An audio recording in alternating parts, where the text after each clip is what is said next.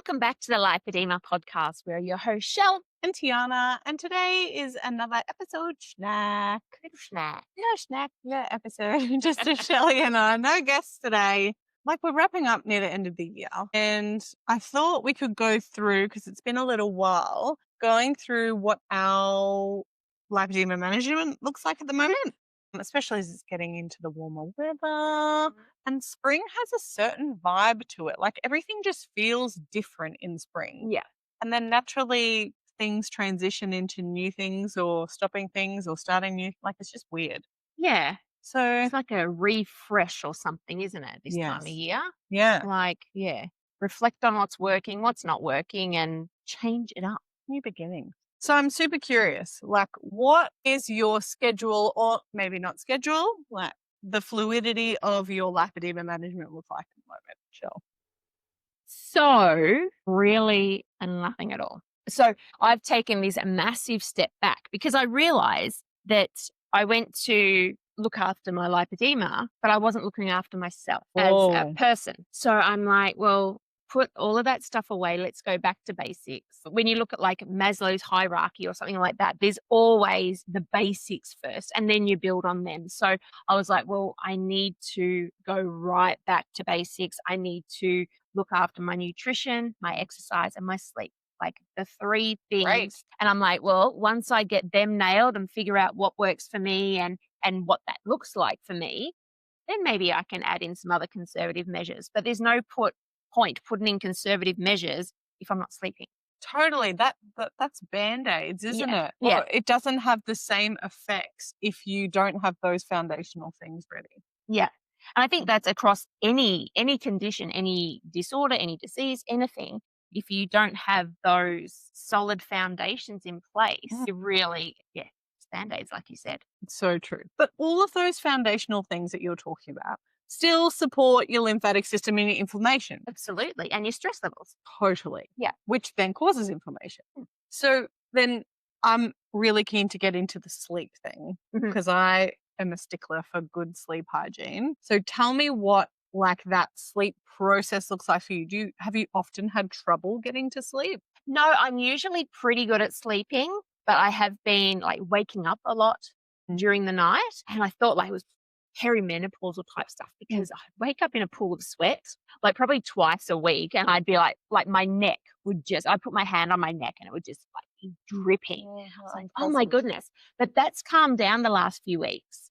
So I'm like, okay, maybe it was just a stint, like just I don't know, something going on. So I'm trying to stop watching TV or looking at my phone at least half an hour before I go to bed. And I've been journaling before bed as well. That's So- a and nice thing to do to wind down. I used to journal all the time. And funny fact, I found out just recently, my dad writes notes all the time. He's got books and books of notes. My mum said, oh, yeah, he's always journaled. And that's what Dave was like, yeah, Shell does too. I'm like, oh, I sort of got out of the habit. But yeah, I just been writing down something about the day. And it just like brings you back to like just that reflection and the self-reflection. That's really nice. That is a nice way to end the day. I often think that I would like to journal. I'd like to be the kind of person that journals. I don't think I'm that person right now. But it's not, there's no rhyme or reason to it. Like you could even just get out a piece of paper and draw a picture. Doodling, or yeah. write a word. Or, it doesn't have to be an essay. Like most days I just write a sentence, Yeah. So, Yeah. And I think it was like, because I've just got back from Bali as well. And like one of the things I wrote when I was in Bali, it was today I chose myself, and that's massive. Yeah. For a mum, like that was huge for me to choose myself. Like I'll go into it. We went on this ATV tour because I love ATV tours. Whenever I travel, I try and find one. Anyway, there was 5 of us because I took 3 of my daughters and my niece. And we got there and usually I would go at the back so I could make sure that they were okay. I went, no, I'm going at the front because they've had as much direction as I've had. And if I go at the back, I'm going to be stressing about them. Yeah. So I went at the front and I had the best time. Good. It was so good. Like a few times I'm like, this is a sharp corner. I hope they make it. But it was fleeting. did. It was, and they did. Yeah. And they had more fun because I gave them autonomy over what they were doing. They didn't feel you stressing over them. Totally. That makes so much sense. It was such a growing point for all of us. Yeah. It Nice. it was, really, you don't realize how one little act Mm.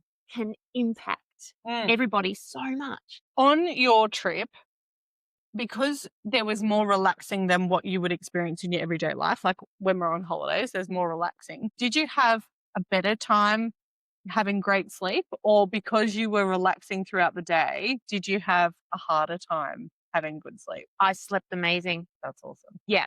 I think I needed it. I was relaxing all day and just chilling out, but then I was swimming a lot too. So swimming takes it out of you, and in the sun. And I did have a few bin tangs. I allowed myself a few bin tangs. And so I got to bed at night, and I shared a room with my two youngest daughters, and we just have a chat, and then that's it. Nice. Okay. Yeah. So it sounds like it was a really restorative holiday, which is exactly what you need from a holiday. Yeah. Right? Yep. It was. Nice. And I've already booked to go back next year. Fab. I want to come too.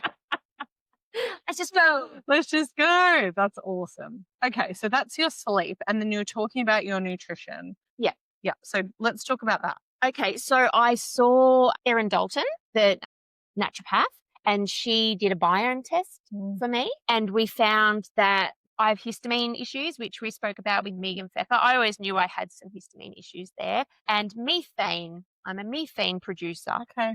So, yes, I'm a party girl. I'm a gassy gal. Gassy gal. And so, yeah, they were the two main things. But how to treat them contradicts each other. One of them needs broccoli and one stay away from broccoli. And so it was really, it's this mixed bag of, so this has all to do with the different bacteria I have in my gut. Yeah. So I've got too many different bacteria. So I'm taking some supplements to try and just hone it in a bit and have better quality of what I've got. Fascinating. Yeah, so that's pretty cool. But it really, I love Erin's approach, because even though I sometimes go down that diet mentality, I need to cut out this, and this, and all of that, she isn't about that. So what she's about is making sure that each week I think it's 30 different plants and fruits. And that includes quinoa and flaxseed. They're all included in that. And I do that easy. So I'm like, well, I am doing all the good things. So she's really just drilled it down. And that's all I'm doing. I'm taking a few supplements, like some fiber supplements, and just making sure I eat enough fruit and vegetables. Nice. Which was really good, because while I was in Bali, I went to a healer. Yeah. And he said to me, you're not sick, which was the most liberating thing I've ever had someone say to me. He felt like he put his hands over my head, and he said, then he looked at me in the face and he's like, "You're not sick." Wow. I went, well, that's good, because I've spent my whole life working hard to figure out what's wrong with me, but there's actually nothing wrong with me. Anyway, but then he said, but your blood's a little thick. He said, so you need to make sure you eat more fruits and vegetables and drink more water. Well, there you go. I'm like, in his wisdom. Yeah. So that was fascinating. It's a struggle when you have disordered eating patterns throughout your life to just go, it's okay. Yeah. And not get on that restrict. What do I have to do? What should I eat? Yeah. It's quite a mind game. Absolutely.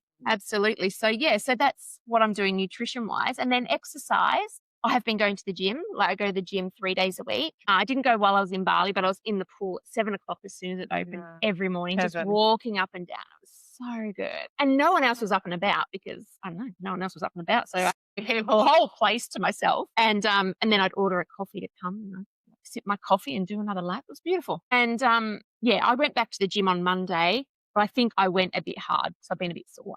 So I haven't gone back. I might try and go tomorrow, but I'm really focusing on not all of that all or nothing mentality. And that's a big one for me. I'm also usually go, go, go, go, go. Yeah. And so I'm really pulling back on that. The new Shell is just trying to be a little bit more gentle. Love that. Gentle on herself. Yeah. Yeah. And that doesn't mean that when you go to the gym, you can't have a session that you totally smash. It's not go gentle in everything. It's No. well, just meet yourself where you're at. Yeah. Yeah, that's right. That's right. And I really wanted to go to the gym on Monday. And so, yeah, I smashed it and it was just a little much after relaxing in Bali. And that's so hard because if you're feeling good, you do what makes you feel good. And I often find that you don't understand that you push too hard until the next day or the day after that. And you're like, oh, but I was feeling good. So I don't think we can know whether we are. So you may as well just, if you're feeling good, just do it. Just and then do it. you just have to And then you just have to rest some more. rest, Yes. which is frustrating. It is frustrating. Yeah. When you like plan to go to the gym on certain kind of days. And then you're like, oh, but I'm still sore, so I shouldn't go to the gym. But then that's only 2 sessions this week, or that's only 1 session this week. And it's like, damn it. That's it. That's One my session. restrictive mindset. Yeah, I Yes. got 1 session in this week. Great. Yeah. You know, that after a holiday, I still went back. So good. It's a work in progress. I'm a work in progress. I don't think I'll ever hit the end result. And there is no really end in, it's just progress. As we all are. Yeah, it's progress. So then my next question, and I think I know the answer at the moment, doesn't mean that it won't change, but the things that you have to support your lymphatic system and lipedema, like your dry brushing and your vibration platform and your pump and all of that. Like now that you're back from Bali, because it's not like you're going to take all of that to Bali, do you see integrating those things in? Like, are you at the point at the moment where you're just like, nope, still at the foundations, or are you going to start to introduce that stuff back in? I'm packing up my house at the moment to get some renos done. And I said to my daughter, I said, oh, well, I haven't been using the pump for ages. Let's just pack it away. And she said, but you should use it. Okay. So when I sat down to watch my movie, I put them on. Okay, nice. You know, and I think that's more of that all or nothing. Oh, I haven't been using it, but I can use it. You can. So yeah, vibration plate. I think I'm going to sell that because I just don't enjoy it. Yeah, either. it's a kicker. If you don't enjoy it, It's hard to do it. Yeah, so I'll probably get rid of that. But I still use the shower oil. Yep. I absolutely love it. And I know that's why my skin is just beautiful. Yeah. Because I use shower oil every day. So yeah, I still do look after my lymphatic system. You do, because it's your skincare and you do it. I remember you telling me because I'm trying to do it. Yeah. But doing it in the direction of the lymph flow. Yeah. Such a great tip, but I often forget. So like I'm trying. Yeah. I get it. I'm like, Shelley told me to do it. And most mornings I still do like 5 deep breaths before I get out of bed. I try and do 5 big, deep belly breaths. But I'm doing the bare minimum for the conservative management side of things, but really building solid foundation. For overall wellness. Which also supports all of that stuff. Yeah, that's exactly right. Love that. Yeah. All right. And I think that's just like a really important reminder to our listeners that the way we support our bodies has to look differently for everybody and looks different for each phase of our life. Phase of our life. Yeah, absolutely. Everything comes in seasons and, you know, the ebbs and flows of life. So you can't be too rigid on anything, I don't think. Otherwise, like me. Miss Rigid. Rigid McRigid. All right, Rigid McRigid. What are you doing at the moment? So, as I said, it's spring now and I just feel different in springtime. Like the sun gets up a lot earlier. And so getting up is easier. But my youngest daughter is waking quite often, either overnight a few times or like waking up at 4 a.m. And there's this, she doesn't need me and I'm happy to let her like go back to sleep, and she often does. But that disruption to the thought pattern of getting going and being sort of on guard for, I don't want to start something in case she needs me, because I find interruption really hard for me to cope with. As I said, rigid. Very rigid. But anyway, when things are going well, I get up in the morning and I do exercise, and I'm trying to do something at least 4 to 5 days a week because I use a web-based platform called Fitness Blender. I use the paid platform, and you can schedule into a calendar, and then when you tick complete, you can see all the things that you've completed that month. Okay. So in my head, I work out 5 days a week, but as I go back and look at all of those workouts, I'm working out about 13 times a month. Okay. That's not 5 days a week. No. Right? So I'm not actually, as much as I perceive that I'm working out every day, I'm not. So my goal at the moment is to get up and work out 5 days. Okay.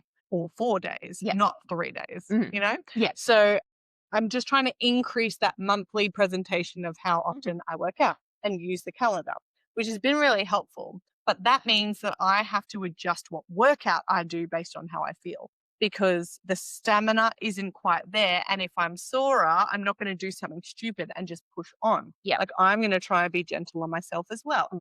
So Monday is usually a full body strength workout. Mhm. Tuesday, at the moment, looks like a yoga sun salutation. There's a lot of push-ups in that particular thing that I do, but I kind of like it because I'm working on push-ups at the moment. Wednesday is another full body strength. But I choose one that might use lighter weights, or I choose lighter weights on purpose, because if I went really hard on the Monday, I might still just not feel like going gung ho. Yeah. What I'm struggling with is the Thursday, and I schedule in just a movement for Thursday rather than like an actual workout. Yeah. But I struggle to get moving on the Thursday. So Thursday's a bit of a barrier for me. And then Fridays, I'm pretty comfortable because it's the last day of the week and it's the last workout of the week. I do another full body strength and I tend to feel better on a Friday. So Mondays and Fridays, I don't really have a problem with. Mhm. Tuesday is working out to be really enjoyable because it's that yoga session. I quite like it. Yeah. It's the Wednesdays and Thursdays that I'm trying to play with at the moment. Okay. But I don't have time, which is unfortunate, to do the vibration platform if I'm doing a workout. Yeah. So on Thursday, instead of doing a workout, because I couldn't be bothered, I got on the vibration platform. So Nice. I did something, but ideally, if I didn't have the baby at the moment, it would be workout and then recover on the vibration platform and then go have a shower. Yeah. I just Yeah. can't seem to fit that all in Okay. unless I wake up around 4:15, and I can wake up around that time, but I can't get out of bed around that time. Much easier getting out of bed after 4:30, between 4:30 and 4:45. Yeah.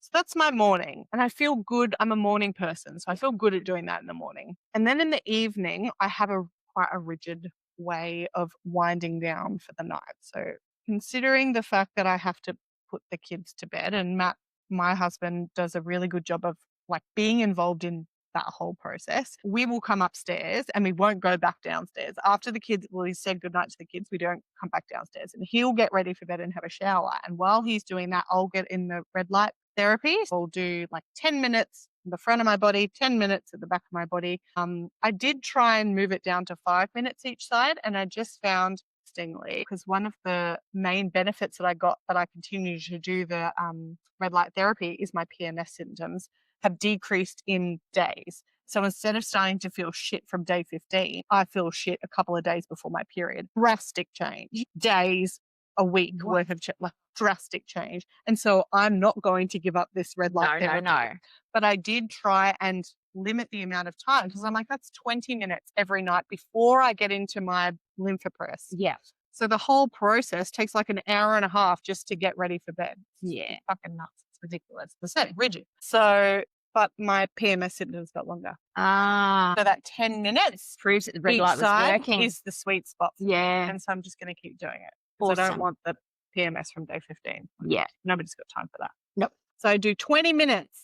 And then I get in my lymphopress and I do between 30 and 45 minutes. I prefer to do 45 minutes. Yep.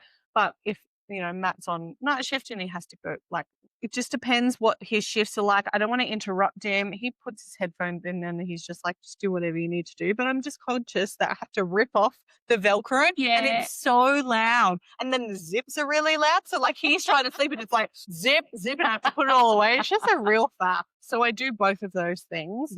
In terms of skincare, I use the oil in the shower. That's really nice. But as I said, I'm struggling to remember to do the sequence. Yeah.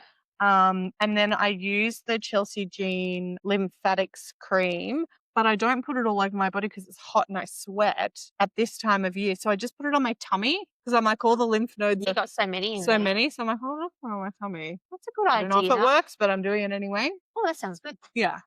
So my approach to I'm not wearing compression at the moment. I'm really struggling with the heat. I'm quite heat intolerant at the moment, and I don't really know why. Lucky we have air conditioning and stuff, and my work has air conditioned, but I can't quite handle the getting them on in the hot weather and then getting to work, and I'm just struggling with that. So I'm not wearing compression, and whenever I don't wear compression, my weight goes up, scales go up at least over 500 grams. Wow. So if I put my compression on for say 2 days, guarantee you the scale weight goes down between 500 and a whole kilo. Yeah. So there's the inflammation. That's how beneficial wearing compression is for me, and I just can't get there right now.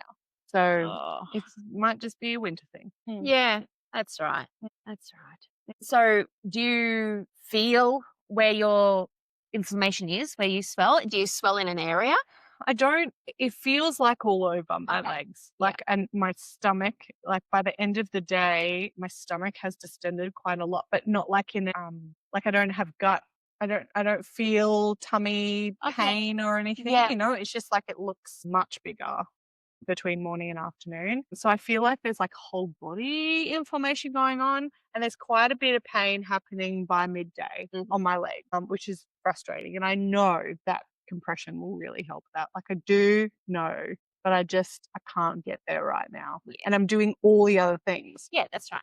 And the thing I forgot to say is when I'm in front of the red light therapy, I use the Chelsea Jean gloves.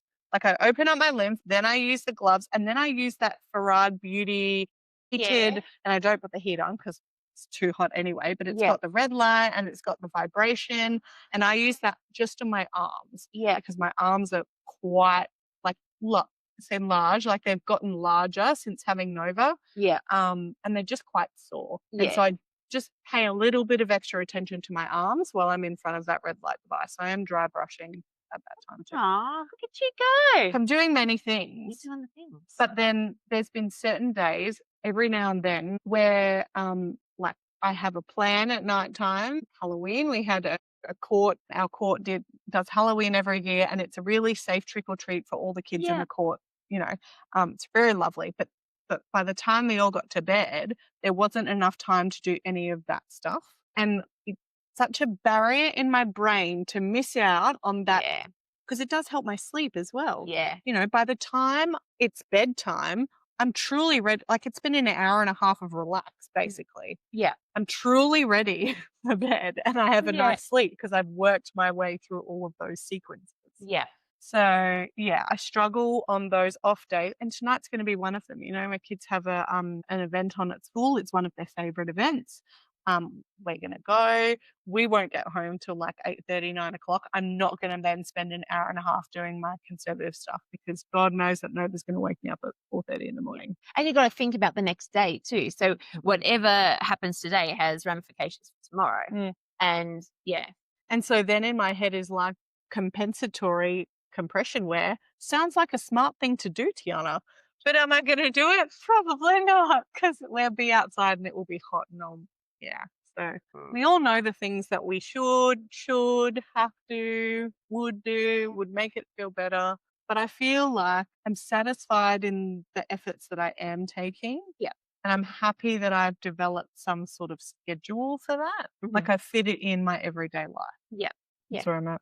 That's awesome. That's very good. And what about, so I'm looking at working on the basics of, you know, sleep and nutrition and exercise. So we spoke about your exercise. We spoke about your sleep, that you're quite tired because you have your program in the afternoon or at night. How about nutrition wise? Yeah, nutrition is, so when I was on, I suppose I still am on a weight loss journey, and I'm being supported by Wegovy at the moment. When I was starting my weight loss journey, I was tracking all of my food, and I got into a habit of the things that I would eat, and that gave me enough protein through the day. Like it was really such a good education for me to see like that I wasn't actually getting enough protein. Like the perceived amount of protein that one has in their diet is just not the reality of how much protein one has in their diet. Startling. So my diet doesn't look as strict now, but I really do try to focus on that protein, especially because I'm doing strength training. I want to build muscle.